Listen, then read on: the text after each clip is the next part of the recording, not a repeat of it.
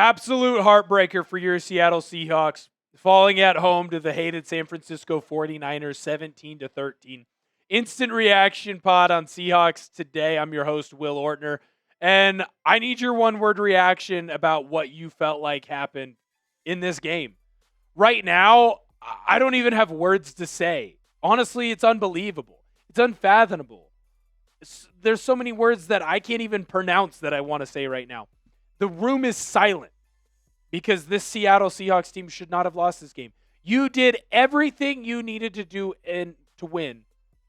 And in the last moment, when it mattered most, you didn't finish. I told you going into the game that I thought Zach Charbonnet was going to be primed for a big game, and he did that. He went over his rushing total, which was set by Vegas at about 30.5 yards for this game. He went over 47. He's averaging right now basically 4 yards a carry. He got into the end zone for your first and only Seattle Seahawks touchdown of the game. I don't know why you're going with Kenneth Walker at all. I'm not trying to be mean. I'm not trying to have an insane overreaction. It felt like when Zach Charbonnet was in this game, the offense moved the way that it should. And I understand that in the last, 2 drives, last quarter of the game, it felt like Kenneth Walker kind of started taking a step forward. He looked atrocious.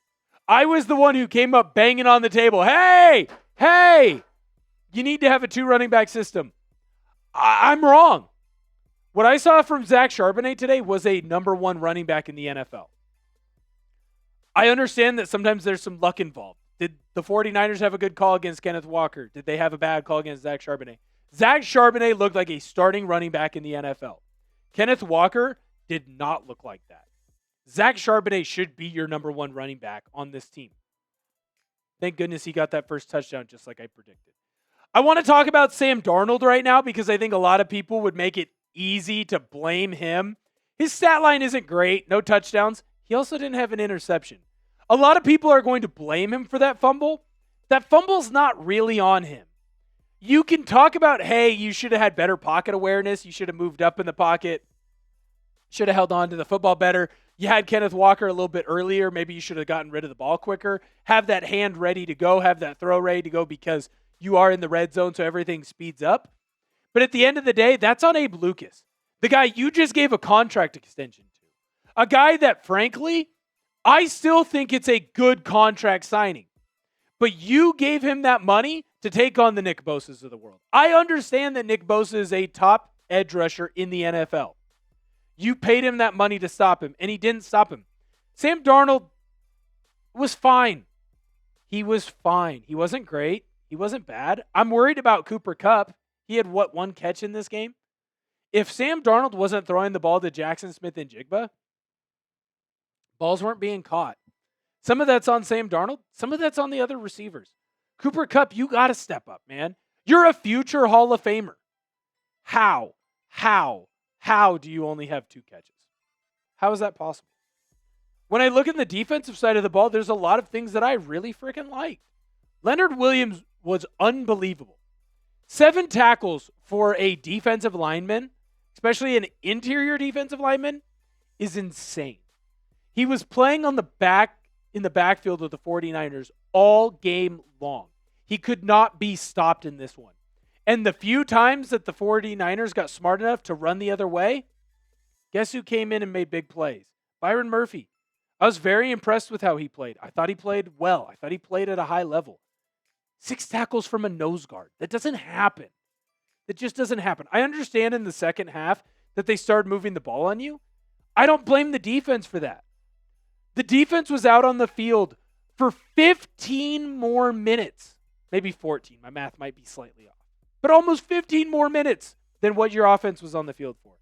The Seattle Seahawks offense did not set them up for good plays and good times, and the defense just wore down. Ernest Jones played an incredible game. And if it wasn't for Julian Love, I'd say Ernest Jones had the best game of anybody. He was flying around. He was in the backfield making tackles for loss. He broke up multiple passes. He had a huge interception when the 49ers were driving.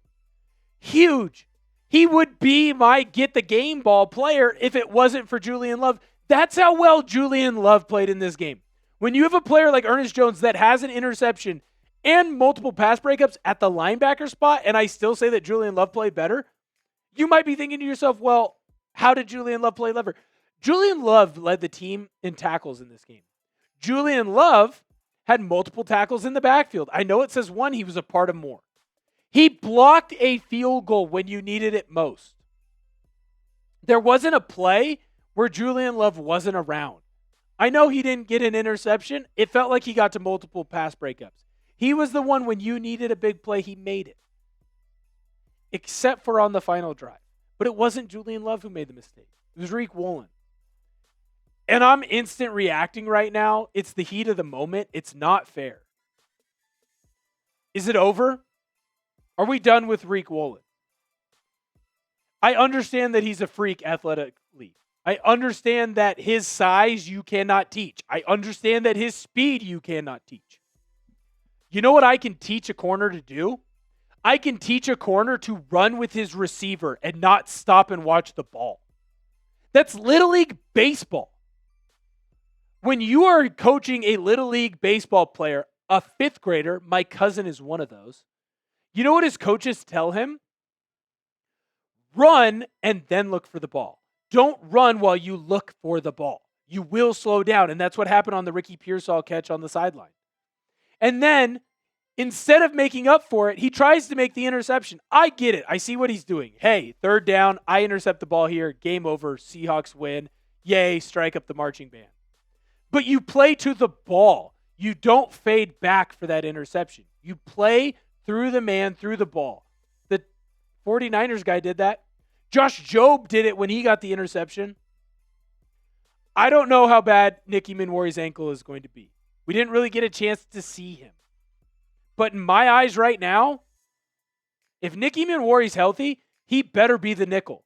And that's not because Devin Witherspoon didn't play well. It's because you can't put Devin Witherspoon inside because you don't have an outside corner.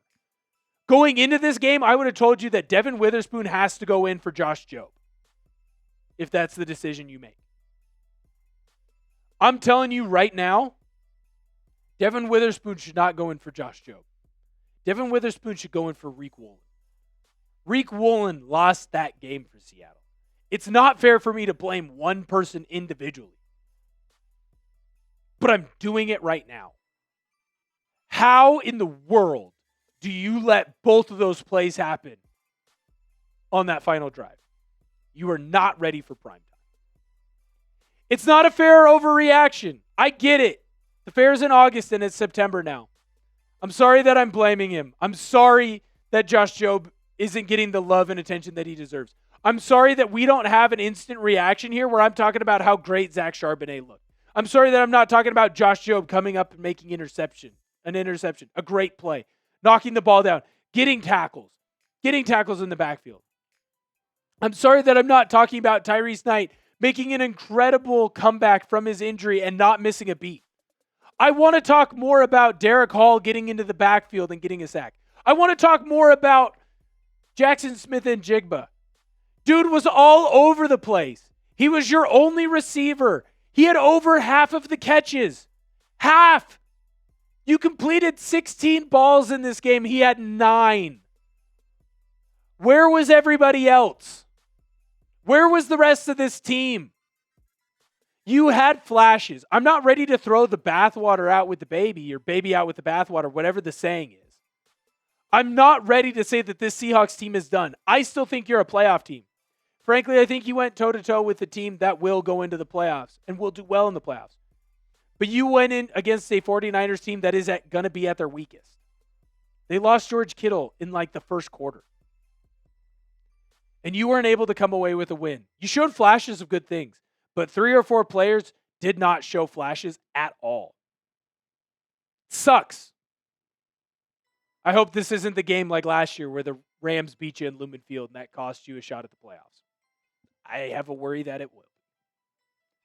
You want more Seahawks coverage? I hope that I'm going to come back and be happier tomorrow. I'm sad right now. I'm frustrated. I'm angry. 17-13 should not be how you lost that game. You should have won that game. But you're going to want to make sure that you subscribe for Seahawks coverage every single day. We have it here on the channel. We love the Seahawks. We love you. You want to join. You want to be a part of this community. Until next time. See you later.